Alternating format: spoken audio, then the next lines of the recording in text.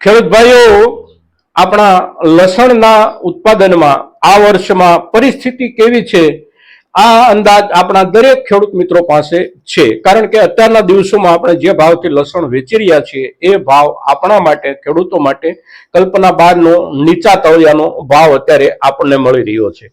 હવે અત્યારના સંજોગોમાં જ્યારે આ ભાવથી આપણો માલ વેચાઈ રહ્યો છે ત્યારે માલના નિકાલની નવી શક્યતાઓ કેટલી બને છે, નવી શક્યતાઓ જે કાંઈ બનવાની હોય અગર તો અત્યારે બનતી દેખાઈ રહી હોય એની અસર બજાર ઉપર અમુક સમયે થવાની શરૂઆત થતી હોય છે।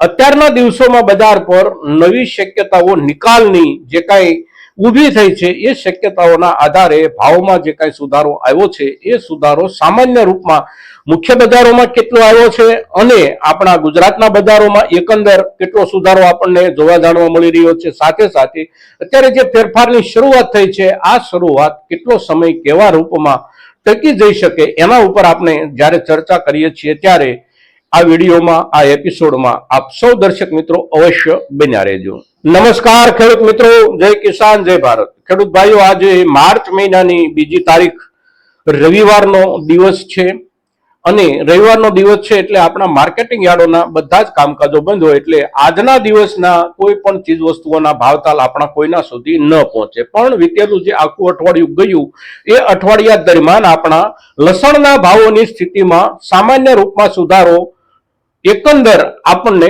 જોવા મળી રહ્યો છે। હવે એ જે સુધારો આવ્યો છે એ સુધારાને આપણે આંકડાના હિસાબમાં જોઈએ તો દેશના જે કોઈ મુખ્ય બજારો છે, મધ્યપ્રદેશના મુખ્ય બજારો, રાજસ્થાનના અને આપણા ગુજરાતના, તો ભાવ સામાન્ય રૂપમાં જેને આપણે બહુ નીચો પણ ન કહી શકીએ અને ખૂબ ઊંચો પણ ન કહી શકીએ એની એવરેજ લગભગ 1100 રૂપિયાથી 1200 રૂપિયાની વચ્ચે ચાલી રહી છે।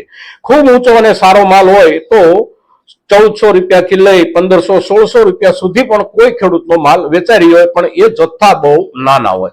સાથે સાથે નીચેના દરજ્જાનો જે કાંઈ માલ છે એ નીચેના દરજ્જાના માલમાં 600 રૂપિયા, 650 રૂપિયા કે 700 રૂપિયા સુધી પણ કેટલાક ખેડૂતોનો માલ વેચાઈ રહ્યો હોય ક્વોલિટીના હિસાબે, પણ એકંદર એવરેજ 1100 થી 1200 અને 1250 ની વચ્ચે આપણો તમામ એટલે કે મોટા ભાગનો માલ 65 થી 70% જેટલો માલ આપણો વેચાઈ રહ્યો છે। હવે આ જે ભાવો છે એ ભાવોમાં આપણે જોઈએ તો ગયા અઠવાડિયા, પહેલાના અઠવાડિયા દરમિયાન જે ભાવો મળી રહ્યા હતા આપણને એમાં થોડોક સુધારો આ અઠવાડિયાના છેલ્લા દિવસોમાં આપણને જોવા મળ્યો। હવે થોડોક સુધારો આપણે જ્યારે કહીએ છીએ ત્યારે લગભગ 20 કિલોએ 50-60 રૂપિયાથી લઈ અને સારા માલમાં 100 રૂપિયા સુધીનો સુધારો બજારમાં જોવા મળ્યો। ખૂબ સારો માલ હોય તો એવા સારા માલમાં 200 થી 250 રૂપિયા સુધીનો પણ સુધારો બજારમાં દેખાઈ રહ્યો છે છેલ્લા 3 થી 4 દિવસ ગયા અઠવાડિયાના જે કાંઈ વીત્યા આ દરમિયાન। હવે એ જે સુધારો આવ્યો છે એનું કારણ બિલકુલ સ્પષ્ટ છે, એને માટે કોઈ બહુ મોટું સંશોધન કોઈએ કરવાની જરૂર નથી, કારણ કે અત્યારે જે ભાવથી વીતેલા અઠવાડિયા અને ત્યાર પહેલાના દિવસોમાં આપણો માલ વેચાતો હતો એ ભાવ એકદમ તળિયાનો હોવાના કારણે આપણા માલની બાકીના દેશોમાં નિકાસની શક્યતાઓ બની, વધી અને વેપારીઓ આ દિશામાં સક્રિય થયા। સાથે સાથે આપણે ત્યાં જે કાંઈ ડિહાઇડ્રેશન થાય છે એટલે કે સુકવણી થાય છે લસણની, એ સુકવણીના કારખાનાઓની પણ ખરીદીની શરૂઆત થઈ, કારણ કે આ ભાવથી માલ ખરીદે તો એના ઉપર પ્રોસેસ કર્યા પછી પણ પોતે વેપારમાં નફો કમાઈ શકે એવા સંજોગો એમને દેખાઈ રહ્યા છે, એટલે એમના તરફથી પણ પોતપોતાની કામગીરી શરૂ થઈ। હવે એમની જે કામગીરી કારખાનાઓની શરૂ થઈ, સાથે સાથે કાચું લસણ જે કાંઈ વિદેશમાં મોકલવામાં આવતું હોય આ વેપારો પણ ધીમે ધીમે શરૂ થઈ ગયા છે અને આ વેપારોમાં ડિમાન્ડ વધવાની શક્યતાઓ અત્યારે દેખાઈ રહી છે। હવે ડિમાન્ડ વધવાની શક્યતાઓની જ્યારે આપણે વાત કરીએ ત્યારે એક વસ્તુ આપણે હંમેશા યાદ રાખવાની જરૂર છે કે વાપરનાર વર્ગની ડિમાન્ડની એક મર્યાદા હોય છે। હવે એ મર્યાદા જે કાંઈ છે એ મર્યાદાની અસર જ્યારે આંતરરાષ્ટ્રીય બજારની આપણે વાત કરતા હોઈએ ત્યારે બાકીના બધા દેશોમાં જે તે ચીજ વસ્તુઓના ભાવ શું ચાલે છે એના જ આધારે ડિમાન્ડ બને અને એના જ આધારે માલની ખપત થાય। હવે અત્યારે જ્યારે આપણે સૌથી નીચા દરજ્જે છીએ ત્યારે આપણને ભાવ વધારાનો લાભ મળી શકે છે, પણ એ ત્યાં સુધી એટલે કે એ લેવલ સુધી જ મળી શકે કે દુનિયામાં બાકીના દેશોમાં જે કાંઈ ભાવ ચાલતા હોય એના સુધી આપણા ભાવની સપાટી પહોંચે, એનાથી વધારે ભાવ વધવાની શક્યતાઓ માર્કેટમાં લગભગ પૂરી થઈ જતી હોય છે. એટલે અત્યારે જે ભાવથી આપણા માલમાં સુધારો દેખાઈ રહ્યો છે, આ સુધારામાં બહુ મોટો કૂદકો આવી જાય આવી શક્યતાઓ નજીકના સમયમાં દેખાતી નથી.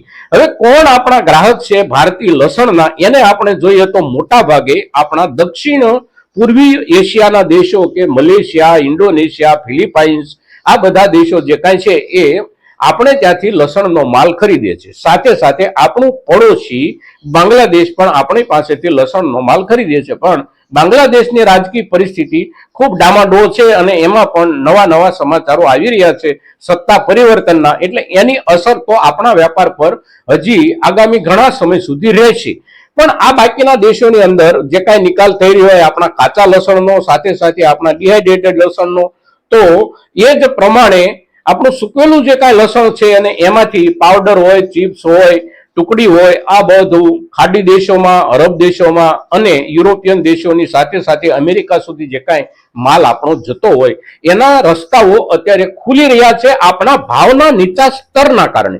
હવે ભાવનું આપણું જે નીચું સ્તર છે એ વધવાની શક્યતાઓને આપણે માત્ર આંતરરાષ્ટ્રીય બજારમાં એકંદર ભાવોનું જે લેવલ હોય ત્યાં સુધી જ આપણે રાખી શકીએ. એનાથી ઊંચા ભાવ આપણને મળવાની શક્યતાઓ ક્યારેય હોતી નથી, સિવાય કે કોઈ અફવાઓનું બજાર ગરમ થાય. અને આપણે જોયું કે ગયા વર્ષમાં 9મો મહિનો, 10મો મહિનો અને 11મો મહિનો અફવાઓનું બજાર ગરમ રહ્યું. એટલે વાપરનારા વર્ગોએ કોઈ ખરીદી નહોતી કરી. જે કાંઈ ખરીદી થઈ એ સંગ્રહ કરી અને આગળના સમયમાં પણ મોટો ભાવ મળશે એવી અપેક્ષામાં ખરીદનારા લોકોએ ખરીદી કરી હતી. અને આ બધાની હાલત અત્યારે બજારમાં કેવી થઈ એ આપણે જોઈ શકીએ છીએ. એટલે બજારમાં ધંધો કરનારા માણસો પણ છેતરાઈ જતા હોય છે. ક્યારે કેવા સમયે ભાવમાં કેટલો ઉછાળો આવી જશે અને કેટલો ઘટાડો થઈ શકશે એના સંપૂર્ણ અંદાજો કોઈની પાસે આવી શકતા નથી. પણ સામાન્ય રૂપમાં ફેરફાર જે કાંઈ શક્યતાઓના ધોરણે હોય એ કુદરતી શક્યતાઓ વાપરનાર વર્ગ ક્યાં સુધી ખરીદી શકે છે એના ઉપર આધાર હોય છે. તો વાપરનાર વર્ગ આંતરરાષ્ટ્રીય બજારમાં લસણના જે ભાવ છે એના કરતા નીચા ભાવ આપણા છે તો ત્યાં સુધી પહોંચે એટલા વધારાની શક્યતા આપણા માલમાં છે. એટલે આપણે સામાન્ય રૂપમાં જોઈએ તો એકાદ મહિનામાં, 15 દિવસમાં આપણે જોઈએ તો અને વિચારીએ તો આપણી પાસે મહત્તમ 1500 થી 1600 રૂપિયા સુધીના ભાવ પહોંચે એવી શક્યતાઓ દેખાઈ રહી છે. હવે આ શક્યતાઓમાં પણ વિદેશ સાથે વેપાર કરનારા લોકો કેવી રીતે વેપાર કરી શકે છે એને માટે કોઈ નવા અંતરાયો જો ઊભા ન થાય અને વેપાર ચાલતો રહે તો આપણો ભાવ અહીંયા સુધી નજીકના દિવસોમાં પહોંચી શકે. લાંબા ગાળે કેવી પરિસ્થિતિનું નિર્માણ થાય એને માટે આપણે સતત બજાર પર બધાએ નજર રાખતી રહેવાની હોય છે મિત્રો. તો આજના દિવસે લસણના પાકમાં અત્યારે આપણે કરીએ શું? તો કરવા માટે માત્ર એક મુદ્દો કે આપણી પાસે જે કાંઈ માલ પાકીને આવ્યો છે એમાંથી ક્વોલિટીના હિસાબે આપણે નિર્ણય કરવો. સંગ્રહ લાયક ક્વોલિટી છે તો કેટલોક સમય આપણે સાચવી લઈએ અને સંગ્રહ લાયક ક્વોલિટી નથી તો અત્યારના બજારે પણ આપણે એમાંથી છૂટા થયા વિના છૂટક્યો નથી મિત્રો. કારણ કે આંતરરાષ્ટ્રીય બજારમાં જે કાંઈ વ્યાપારો થતા હોય એમાં ક્વોલિટી વધારે અગત્યની હોય છે. એટલે ક્વોલિટીને ધ્યાનમાં રાખી અને આપણે આપણા નિર્ણયો કરીએ મિત્રો. આજના દિવસે લસણની અત્યારની પરિસ્થિતિ અને બદલાવ જે કાંઈ આવ્યો છે એને ધ્યાનમાં લઈ અને જ્યારે આપણે ચર્ચા કરીએ છીએ ત્યારે મહત્તમ ખેડૂતો સુધી આપણી આ ચર્ચા પહોંચે આ ખૂબ જરૂરી છે અને એને માટે આપ સૌના તરફથી પણ પ્રયાસો થશે એવી અપેક્ષા સાથે જય કિસાન, જય ભારત.